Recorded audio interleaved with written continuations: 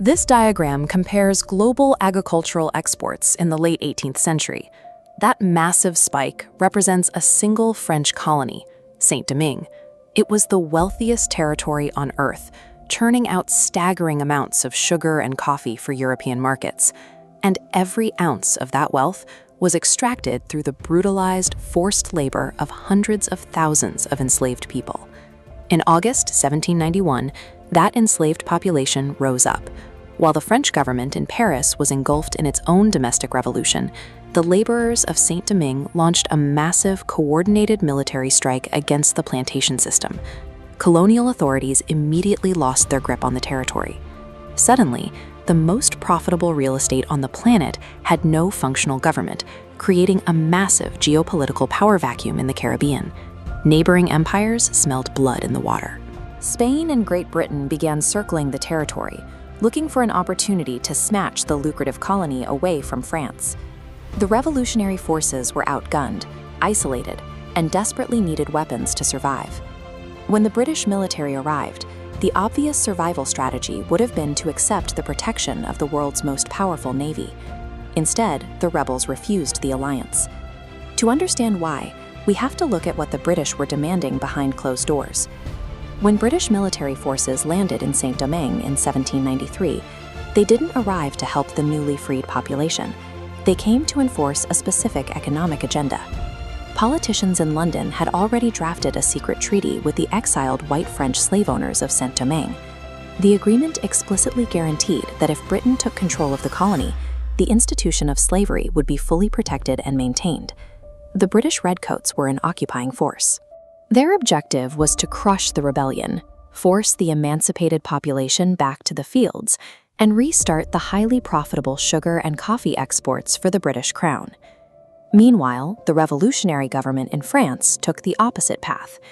In 1794, the French Republic issued a radical decree, officially abolishing slavery across its entire empire. This forced Toussaint Louverture, the brilliant commander of the rebel forces, to make a calculated choice. He knew raw military protection meant nothing if it cost his people their freedom. He formally aligned his forces with the French Republic and declared war on the British invaders. Over the next few years, Louverture's forces systematically dismantled the British occupation. By leveraging the dense terrain for guerrilla strikes and letting tropical diseases take their toll on foreign immune systems, the rebels bled the occupying army dry. By 1798, British General Thomas Maitland realized his military campaign was a total failure. He was losing soldiers and treasury funds at an unsustainable rate.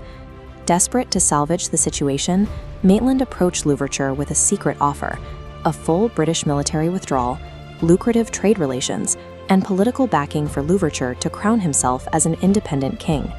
The offer came with a strict caveat: the British absolutely refused to allow Louverture to build an independent navy.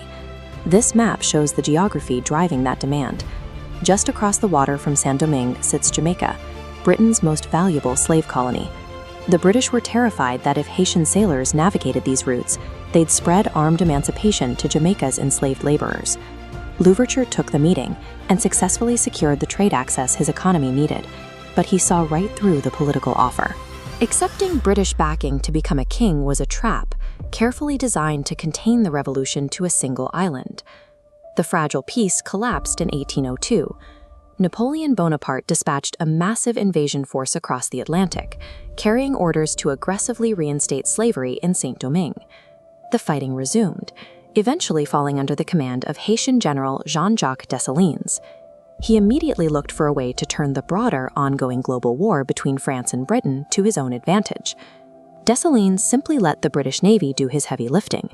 He allowed the British naval blockade to cut off the French expeditionary forces, effectively starving Napoleon's troops of critical supplies and reinforcements. The tactic worked. In 1804, Dessalines defeated the French and officially declared independence. But the moment the British stepped in, expecting a monopoly on Haitian trade as a reward for their blockade, Dessalines shut them down. The new nation wrote its own rules. In 1805, Haiti ratified a constitution that permanently abolished slavery and explicitly banned racial discrimination. It was the first nation in the world to establish these principles by law. The Haitian revolutionaries chose to face the terrifying reality of total independence in a world ruled by empires. They knew that accepting the military safety of the British ultimately meant trading their French chains for British ones.